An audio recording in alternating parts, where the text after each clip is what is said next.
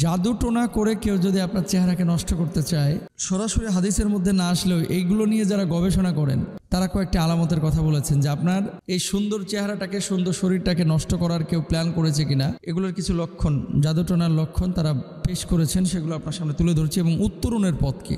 1 number, আপনার শরীর বা চেহারার উপরে কেউ যদি কুফরি করে বা জাদুটোনা করে, অনেক সময় চোখের ভ্রু এটা ব্যথা করবে, দেখবেন এই চোখের ভ্রুটা সবসময় ব্যথা করবে, 2 চোখের ভ্রু, এবং এত ব্যথা যে চোখ খুলতে আপনার কষ্ট হবে।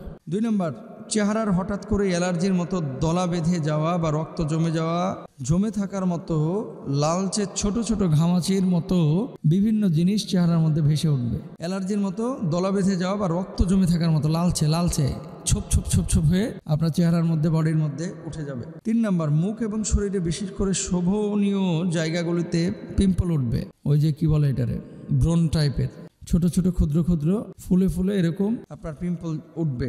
মুখের মেস্তা এবং চামড়ার নিচে কালো তিলের মতো দাগ উপস্থিত, যা মেডিসিন বা প্রসাধনী ব্যবহারেও যায় না। মেস্তা এবং চামড়ার নিচে কালো দাগ, ওপরে সাদা কিন্তু নিচে কালো দাগ পড়ে গেছে। 5 নম্বর, চোখের, নাকের, ঠোঁটের আকৃতি পরিবর্তন হয়ে যাবে। সার্জারি করে অনেকে পরিবর্তন করে, কিন্তু এটা অটো পরিবর্তন হয়ে যাবে। পরিবর্তন বলতে বাঁকা হয়ে যাচ্ছে এবং ডাক্তারের কাছে যাচ্ছেন, কোনো রোগ ধরা পড়তেছে না, তারপরেও কেন এই পরিবর্তনগুলো আপনি বুঝতে পারতেছেন না। এরকম যদি হয়, জানবেন যে চেহারার উপরে কেউ জাদুটোনা করতে চাচ্ছে বা করেছে। চোখের পাতা সহ চোখের চারপাশ কালো হয়ে যাবে।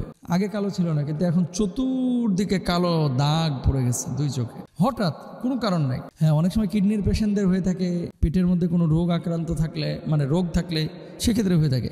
কোনো রোগ নাই কিন্তু চোখের 2 পাশে কালো হয়ে যাচ্ছে, এরকম কিন্তু অনেক মানুষ আপনারা দেখবেন। অল্প বয়সের চেহারায় ধূসর হয়ে যাওয়া, এরকমও ঘটনা ঘটবে। এখন আপনি বলবেন যে মোহতারাম, এরকম যদি কোনো বিষয় ঘটে, দেখেন এগুলো আবার বলি, আল্লাহ রাসূল সাল্লাল্লাহু আলাইহি ওয়াসাল্লাম সরাসরি বলেন নাই, কিন্তু অসুস্থতার কথা নবীজি বলেছেন। নবীজি নিজেও কিন্তু অসুস্থ ছিলেন, কয়েক মাস নবীজি সাল্লাল্লাহু আলাইহি ওয়াসাল্লাম এরকম সাফার করেছেন, নিজে কষ্ট পেয়েছেন।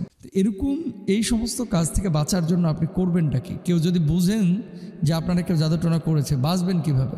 1 নম্বর কাজ হচ্ছে 5 ওয়াক্ত নামাজটা আপনার ঠিকমতো পড়তে হবে, এবং 5 ওয়াক্ত নামাজের পর আয়াতুল কুরসি 4 কুল পড়ে হাতের মধ্যে ফু দিয়ে পুরো শরীরটাকে মুছবেন। সবসময় ওযু অবস্থায় থাকার চেষ্টা করবেন। 1 নম্বর কাজ। ওযু যখন 5 বার করবেন, তখন এই চেহারার মধ্যে জার্ম থাকলে এবং কেউ যদি এরকম জাদুটোনা করে, এটার ইফেক্টটা সাধারণত চলে যায়, কেটে যায়। সেই সাথে আপনার কিছু দোয়া করতে হবে। হ্যাঁ, এই দোয়াগুলো আপনাদেরকে আমি বলে দিচ্ছি। রাসূল আকরাম সাল্লাল্লাহু আলাইহি ওয়াসাল্লামকে জাদু করা হয়েছিল, তখন আল্লাহ তাআলা তাকে পরিত্রাণের পদ্ধতি শিখিয়েছিলেন, যা জাদু ছাড়া অন্যান্য অনিষ্ট থেকে মুক্ত রাখে। সকাল সন্ধ্যায় দোয়াটি করতে হবে। কি? বিসমিল্লাহিল্লাযী লা ইয়াদুররু মা ইসমিহি শাইউন ফিল আরদি ওয়ালা ফিস সামা ওয়া হুয়াস সামিউল আলিম। এই দোয়াটা আপনারা বেশি বেশি পড়বেন, সকালে এবং সন্ধ্যায়। হুজুর কতবার পড়ব? 3 বার পড়তে পারেন, 5 বার পড়তে পারেন, 7 বার পড়তে পারেন। 2 নম্বর, আউযু বিকালিমাতিল্লাহি তাম্মাতি মিন শাররি মা খালাক। এই দোয়াটা পড়বেন। এই দোয়াগুলো কিন্তু আমি অনেক আলোচনা করেছি, গুগলেও আছে, ফেসবুকে আছে, ইন্টারনেটে আছে। আমল করতে চায় না।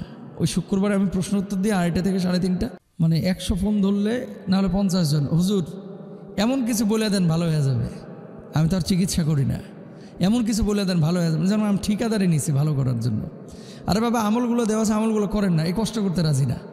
মানে এটা যেন একটা ট্যাবলেট আমি দিলাম আর কত করে গিলে হেলাইলো আর ভালো হয়ে গেল, আমল করতে রাজি না। কারণ কেন? হুজুর দাঁড়ায় মুতি পেশাব করার পরে তো আমি কুলুপি করি না, নামাজই পড়ে না, ওযুও করে না, মনে করেন পেশাব করে কুলুপ নেয় না, ঢিলা কুলুপের কোনো খবর নাই।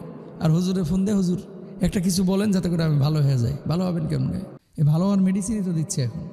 ফোন না দিয়ে এগুলো আমল করেন, কাজে লাগবে ইনশাল্লাহ। তাহলে কি বলবেন? 2 নম্বর, আউযু বিকালিমাতিল্লাহি তাম্মাতি মিন শাররি মা খালাক। 3 নম্বর যে দোয়াটা করবেন, যেটা রাসূল আকরাম সাল্লাল্লাহু আলাইহি ওয়াসাল্লাম তিনি নিজে করেছেন, জিবরাইল আলাইহিস সালাতু ওয়াসসালাম আল্লাহর নবীকে শিখিয়েছেন এবং ফুৎকার মেরেছেন। এটা দিয়ে পড়ে আপনারাও নিজেরা পড়ে হাতের উপরে ফু দিয়ে মুখটাকে মুছবেন, শরীরটাকে মুছবেন। বিসমিল্লাহি আরকিকা মিন কুল্লি শাইইন ইউযিকা মিন শাররি কুল্লি নাফসিন আও আইনিন হাসিদিন আল্লাহু ইয়াশফিক বিসমিল্লাহি আরকিকা। এটা পড়বেন। সূরা ফালাক, নাস এক্ষেত্রে অনেক বেশি উপকারী, কারণ এই 2টা সূরা নাজিলই হয়েছে জাদুটোনাকে কেন্দ্র করে। নবীজি সাল্লাল্লাহু আলাইহি ওয়াসাল্লামকে জাদুটোনা করা হয়েছিল। 11টা আয়াত আছে, 11টা গিট্টু দেওয়া হয়েছিল আল্লাহর নবীর নাম নিয়ে, তারপরে অঙ্গ নিয়ে, চুল নিয়ে। এই 11টার সূরা, এই আয়াতগুলো, মানে 11টা আয়াত তেলাওয়াত করা হলো সূরা ফালাক, নাসের, আর ঠাস ঠাস করে এক একটা গিট খুলে গেল, নবীজি সুস্থ হয়ে গেছিলেন। সুবহানাল্লাহ। সুতরাং আমরা এগুলো চেষ্টা করবো ইনশাআল্লাহ। আল্লাহ তাআলা আমাদেরকে বোঝার তৌফিক